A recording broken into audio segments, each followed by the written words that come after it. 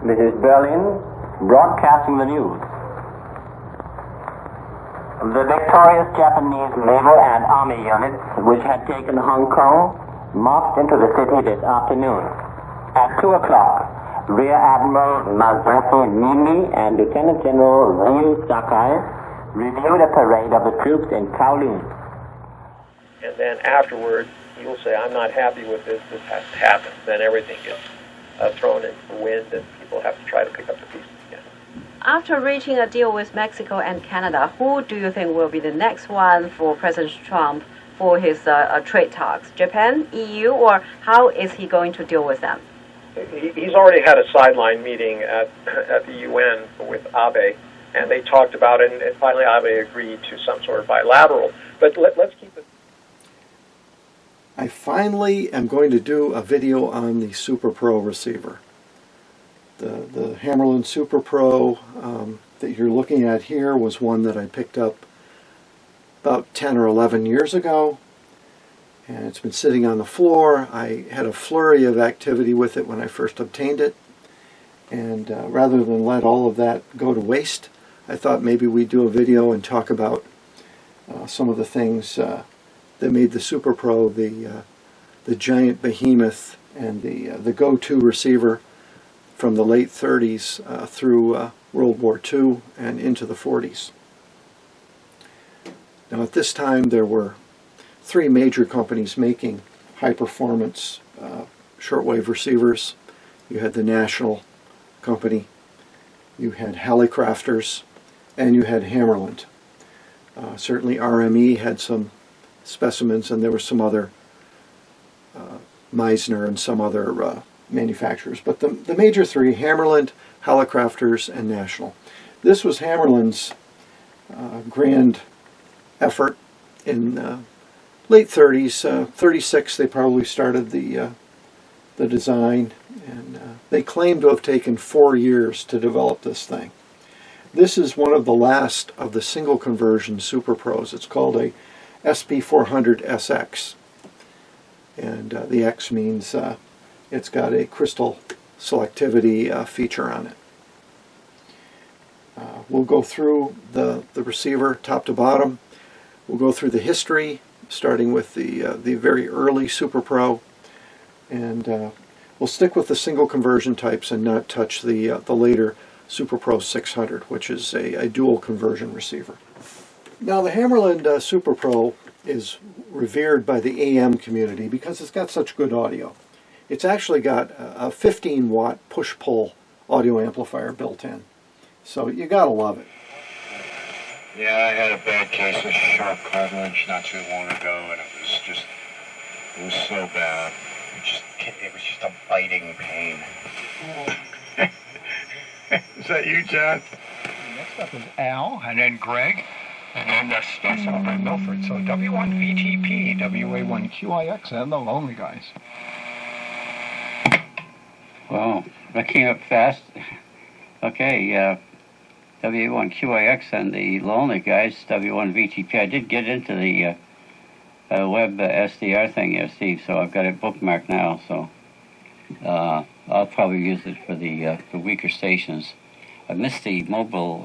I heard him say F instead of S. It's a problem with limited bandwidth, but what are you going to do?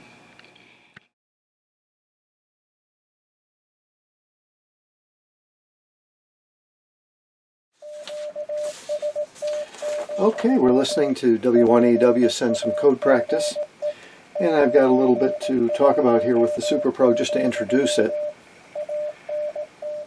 So in 1936 came the first receiver in the famous Super-Pro Series, really an enhanced Comet Pro. And in 1939 the Super-Pro 200 was released. The set was actually just in time for World War II, and since it was built mainly for military and government users, during the war it became the main receiver for the Air Force and Navy ground stations. It was also the primary receiver used in FBI listening posts, looking for spies and intercepting clandestine traffic. It had a push-pull 14-watt output stage and superior sound quality. It was also sold to some well-heeled radio amateurs because it does show up in some of the literature in some of the ads in 1939. The advertising of 1937 stated that it was the last word in communications receivers. Other advertising called it tomorrow's receiver today. You have to remember that the primary receiver that set the standard at that time was the National HRO, which used plug-in coils. The Super-Pro used a very sophisticated band-changing network. Today, its build quality is second to none. As Hammarlund said about designing the Super-Pro, at no time was cost considered a limiting factor. Hammarlund wanted to build a standard by which other communications were measured. The Super-Pro was advertised as an amateur professional receiver and had several unique features that did set it apart from its contemporaries. These included a virtually sealed precision tuning assembly with full electrostatically shielded RF transformers in the front end, with custom-designed variable condensers, or capacitors, and cam-operated knife switch 360-degree rotation band switch, no detents. The patented improved Lamb crystal filter, variable coupled air-tuned IF transformers that allowed continuously adjustable IF bandwidth from 3 to 16 kilohertz. Now, we haven't seen that really again until the birth of SDRs and DSP receivers. And that 14-watt hi-fi amplifier is just unbelievable. They even had a phono connector in the back which would allow you to play phonograph records through the amplifier. In the hands of an experienced operator, the Super-Pro could outperform any other receiver of the day. Listing at $400 in 1937, that's about $7,000 in 2018. Only the government could afford such a radio. So a little more information on the Super-Pro 200. During World War II, the Super-Pro 200 was shipped to England and other allies in great quantities to be used in the Air Force monitoring ground stations. Receivers and control units for the transmitters were mounted in racks, and many of these were used in each ground station to communicate with the aircraft, specifically the English and American bomber armadas that flew over Germany, as well as exported radios for Russia and the Far East for the Japanese War.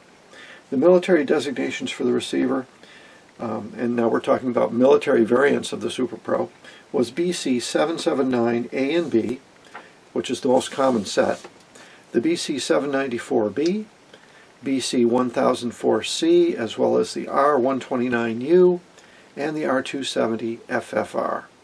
The three most common variants of the Super-Pro 200 X-ray, X means it has a crystal filter in the IF stages, the crystal selectivity feature.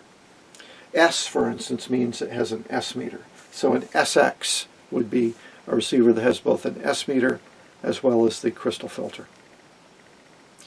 There's a model without the crystal filter, but all models have 18 tubes, 16 in the receiver and 2 in the separate power supply. They're using a single superheterodyne approach with a IF frequency of 465 kilohertz. The selectivity is in addition to the fixed crystal filter positions, and the variable transformer really gives you from 3 to 16 kilohertz of adjustment. The receiver has 2 RF stages and 3 IF stages. A separate automatic volume control, which has its own amplification system, BFO, noise limiter, audio stages, again with that 14-watt audio power. The sensitivity is specified to be 1 to 1.7 microvolts with a 10 dB signal-to-noise ratio. The receiver is really heavy.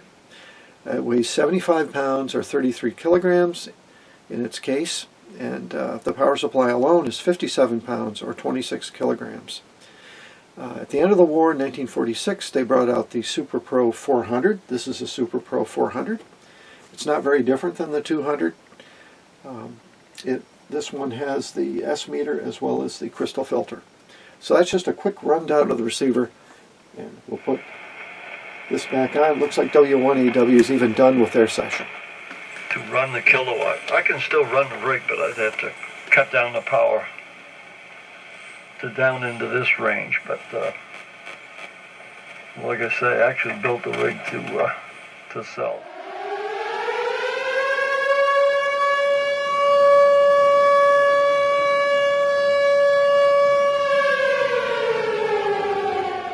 So, geez, I'm sorry I didn't mean to wake some of you guys up, but some of you were going to sleep on me. So, let's look at the schematic. You know, the original 200 schematic's a little bit hard to look at, so, you know, the military did a little bit better job on their versions, a little easier to read, but I still can't see it. Break down the front end, and we have 2 RF stages and a mixer. A little bit further, we can look at the 2 RF stages. So there's 3 tuned circuits.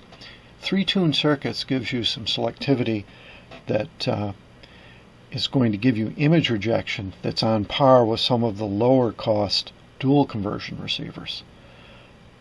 And the receiver makes use of that patented improved Lamb crystal filter to give you your CW selectivity you need.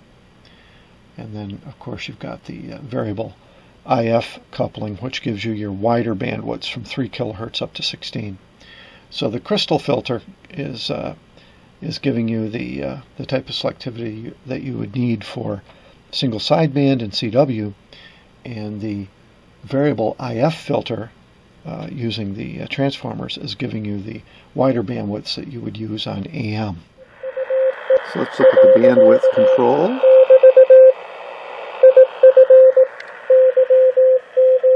As you can see, the bandwidth control is pushing these rods down into the IF transformer. Talk about the mixer. With the mixer circuit, we have probably one of the poorest tubes for this service, the 6L7. It's a noisy tube. It has quite a bit of gain, and this is a weakness. Now, is this going to affect you up to 20 meters? Probably not. But beyond that, that tube starts to get you in trouble. The oscillator is conventional, Hartley oscillator with a 6J7 pentode operated as a triode. And notice with the Hartley oscillator HFO, we're coupling right into the grid of the pentagrid, so it's a fairly conventional way of coupling. But you're hanging right off the tuned circuit, so there's bound to be some pulling. The AVC system in the Super-Pro is quite sophisticated compared to earlier models. It also drives the meter. In early Super-Pros, it was the total IF current that drove the meter. In this case, it's actually driven right off the AGC, as with most modern receivers. Noise limiter function is also quite novel.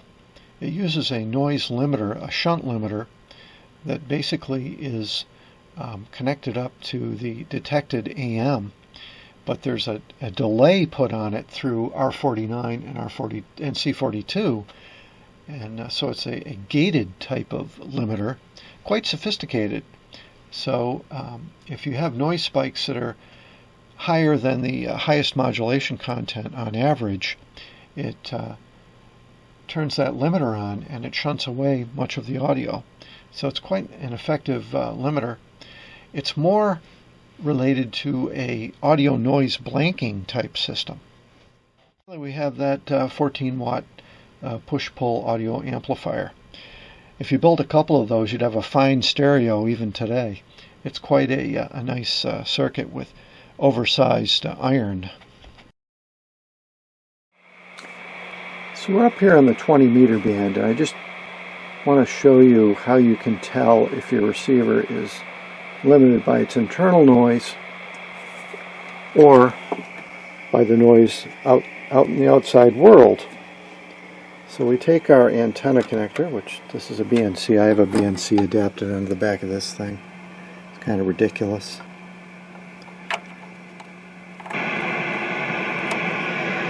As soon as you hook that up, you can see that the noise comes up, which tells you the receiver is plenty sensitive, at least in the 20 meter band.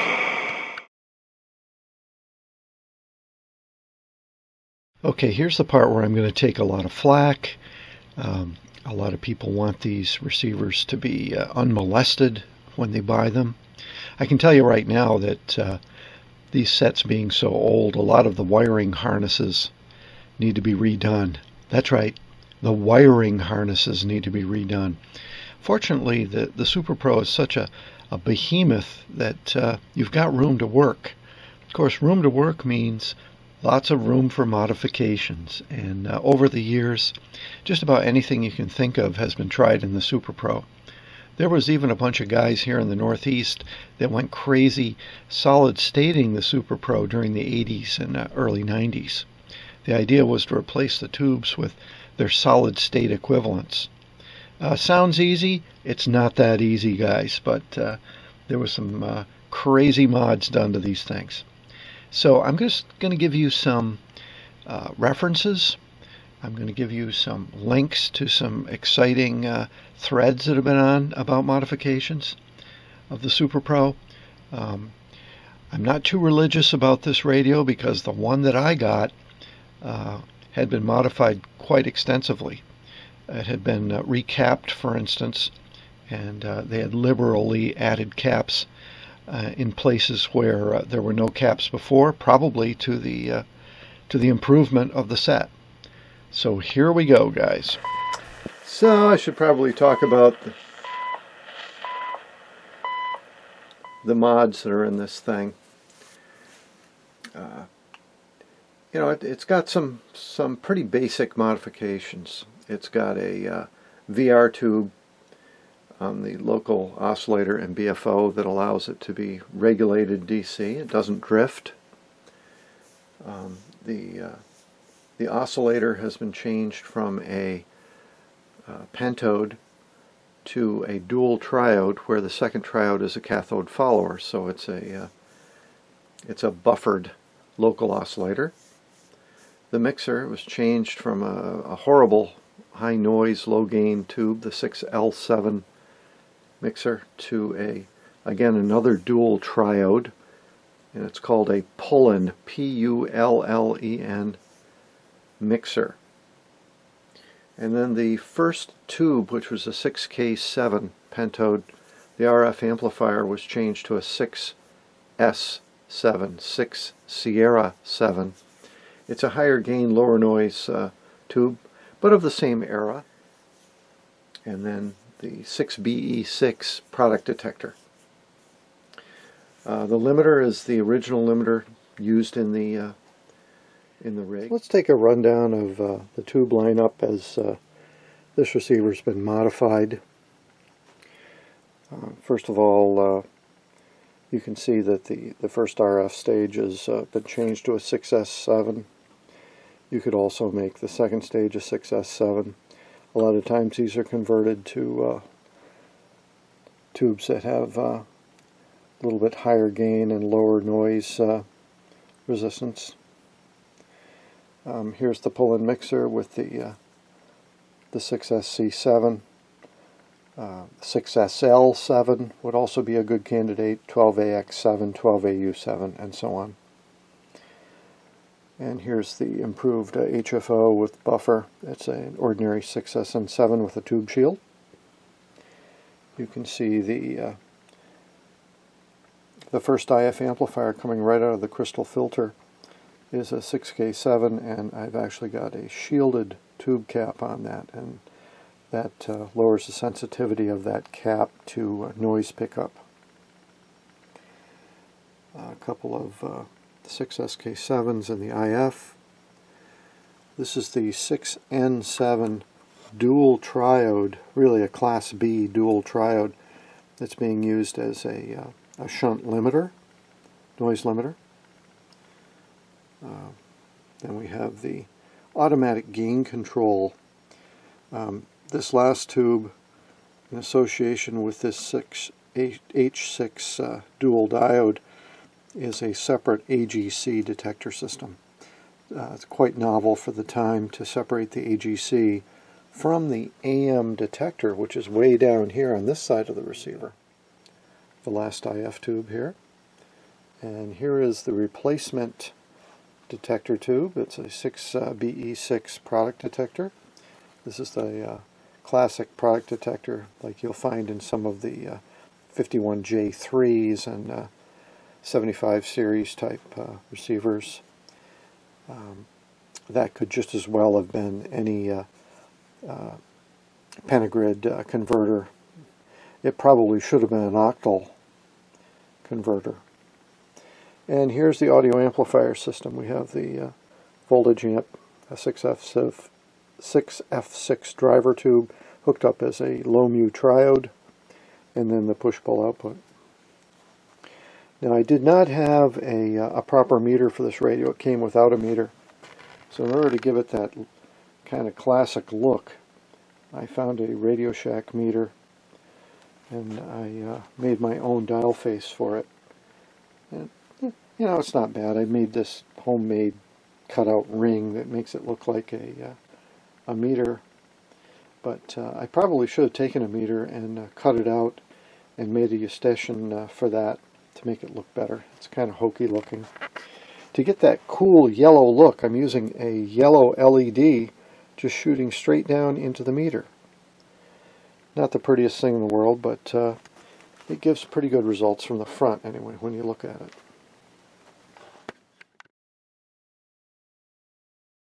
The stock receiver comes with a pretty impressive automatic gain control system, or automatic volume control system as they called it then.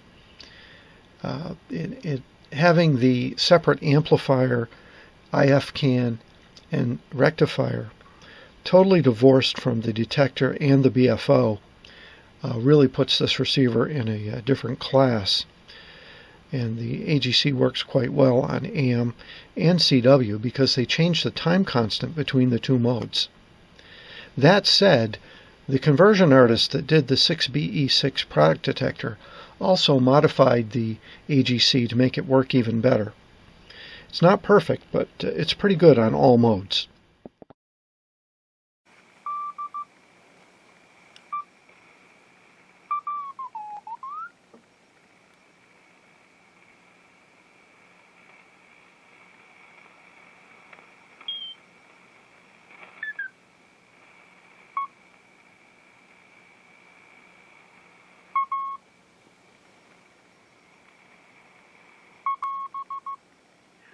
Time I gave him like 3 car lengths, and I still beat him with no problem. So we go down the end, we pull over, and the guy's looking really, really sad. So he says to me, what kind of engine's this car got? I said, it's a small block. Let me show you. So I opened the hood, and there's this plain Jane. It wasn't fancy, just a plain Jane small block.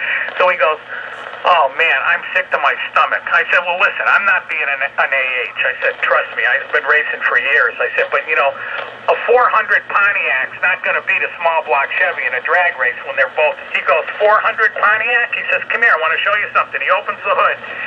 He had the most beautiful 427 Chevy engine in there he ever saw. It was just, whoever did it was Rembrandt.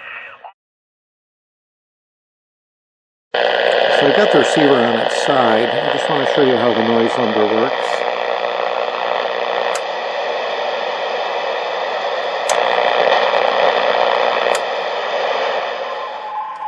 So this is 11038, and that's station DDH. It's a weather station out of Germany.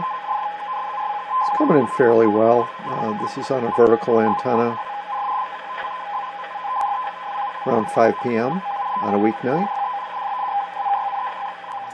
So we've got the Hammarlund on 160 meters, and down on 160, you know, this is the fall time. Some of the signals are pretty strong. There's quite a bit of noise still. Oh, good tuner. What brand? It's been a pleasure talking to you. I have you in the lock. Papa 4 Victory, South Antilles frequency, 73 station. Bye-bye. Frequency free. Questions if I was the correct scholar playing. I'm like, nope, that's not me. That's not me. Nope. And after that, finally the 4th one, I'm like, yes, that's me. Yeah. Oh, I see it. Blah, blah, blah. Where you live? I said, yeah. So here we are up in the CB band, 27 megahertz. The Super-Pro can hear up there. It's not tremendous, but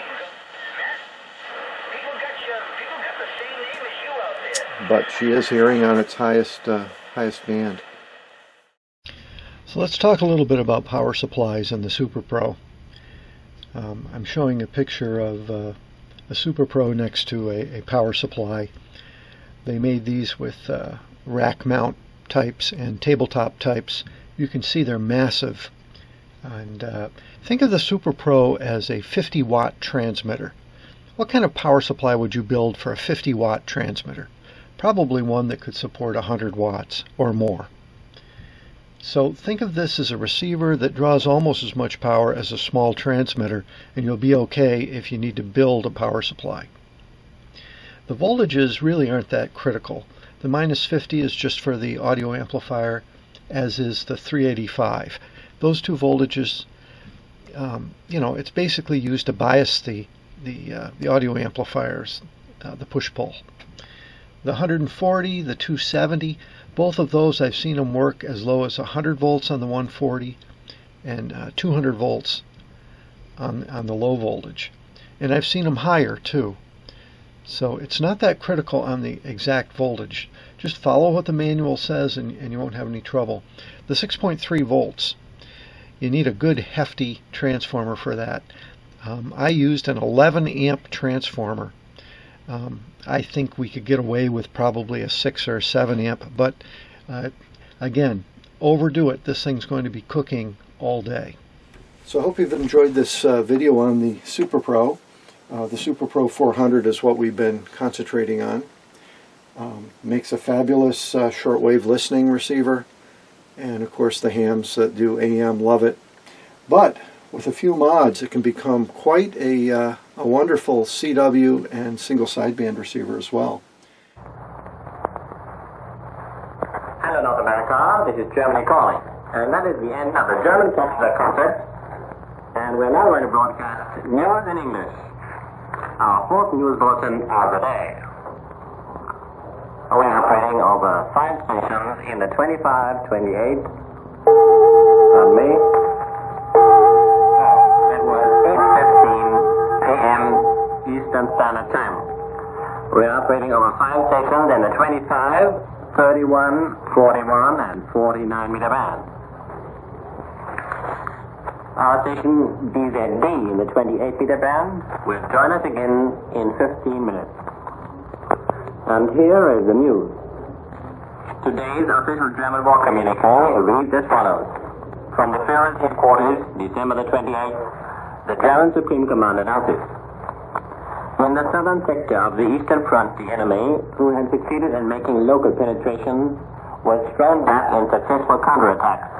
German, Italian, and Slovakian troops, as well as the SS Division Viking, made up of Danish, Finnish, Flemish, Dutch, and Norwegian volunteers, have again proved their valor.